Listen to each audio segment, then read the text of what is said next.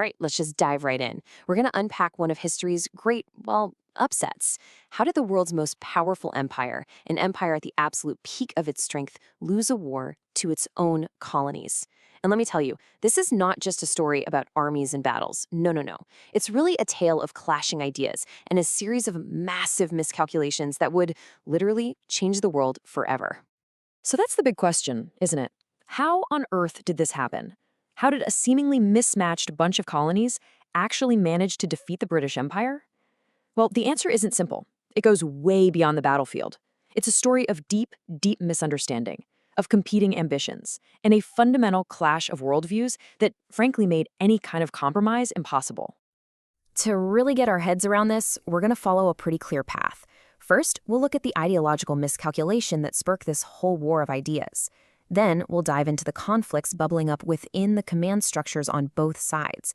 After that, we'll see how Britain's greatest strengths actually became its biggest weaknesses in what was for them an unwinnable war. And finally, we'll look at the so-called uneasy victory and its super complicated aftermath. Okay, this is so important to understand. Before the first shot was even fired, this was a war of ideas. The conflict didn't kick off with bullets. It started with two completely different, totally irreconcilable beliefs about power, about liberty, and about the very nature of what government should be. For the Americans, everything started to come together around this idea of a common cause. See, the British strategy was to make an example out of Massachusetts, isolate them, punish them. But that plan just completely backfired. As John Adams pointed out, instead of isolating them, it actually created this powerful sense of solidarity. It united all the colonies behind their friends in Boston. Now, what's so fascinating is that if you look at it from the British side, this had nothing to do with being tyrants. King George III genuinely believed he was defending the constitutional order. In his own words, he was fighting the battle of the legislature.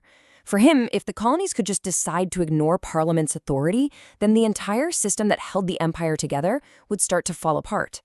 So here it is, the absolute heart of the matter. You have a complete and total disconnect.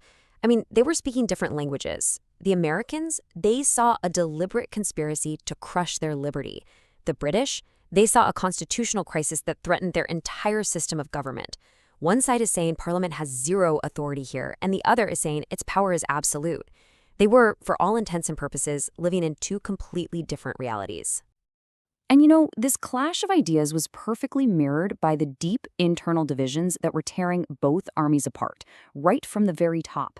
It turns out, while they were busy fighting each other, they were also fighting furiously among themselves.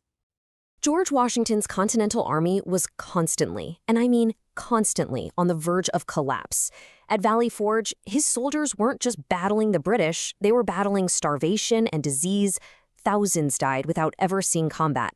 And on top of all that, you had this political plot, the Conway Cabal, actively trying to get Washington fired and replaced. Morale got so bad that hundreds of officers just quit. But here's the kicker. The British leadership, with all its professional polish, was just as much of a mess. Their top generals, guys like Sir William Howe and Sir Henry Clinton, reportedly hated each other, and they let those personal rivalries mess with military strategy. After his big defeat at Saratoga, General Burgoyne went straight to Parliament to blame the government ministers. It was just this circular firing squad of blame and mistrust. So, beyond all these internal squabbles, Britain was facing these huge strategic challenges. Yeah, they had the world's best army and navy, but they were trying to win a war that, because of the sheer distance and scale of it all, was nearly impossible to win outright. It was a logistical nightmare. Total nightmare.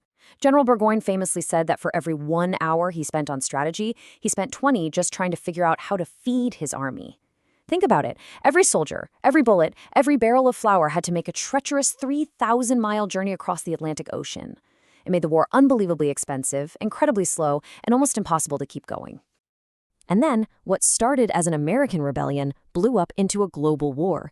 Once France jumped in on the American side, Britain was suddenly forced to defend its super valuable sugar islands down in the Caribbean. All of a sudden, the Royal Navy, Britain's greatest weapon, was stretched impossibly thin, fighting on multiple fronts all over the world. And you know where this all leads, right? It all culminates at Yorktown.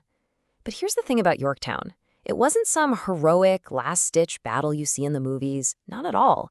It was the totally predictable result of everything we've just been talking about. You've got Cornwallis marching into Virginia, completely ignoring his superior's advice. Then the French Navy, now a huge player in this game, blockades the coast. A British relief fleet tries to break through, fails. Cornwallis is trapped, plain and simple. He's forced to surrender. It was just a total failure of strategy, of coordination, and of controlling the seas. But the surrender at Yorktown, believe it or not, that wasn't the end of the story. In fact, the end of the war just created a whole new set of massive problems for both sides. It forced each of them to ask some really tough questions about who they were and what they were going to become.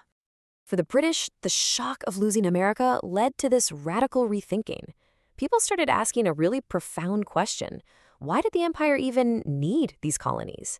One thinker called America a millstone around Britain's neck, and this led to a huge strategic pivot.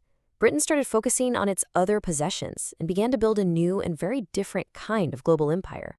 But for the newly independent American states, victory just exposed this deep identity crisis. Were they pluribus, 13 separate sovereign states? Or were they unum, one single unified nation?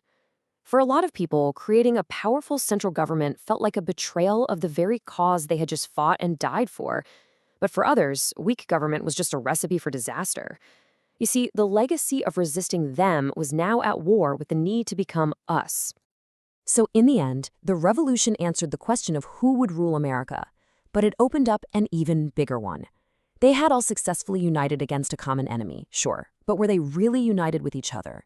The end of the war was really just the beginning of a whole new debate, one that in so many ways continues to shape America to this very day.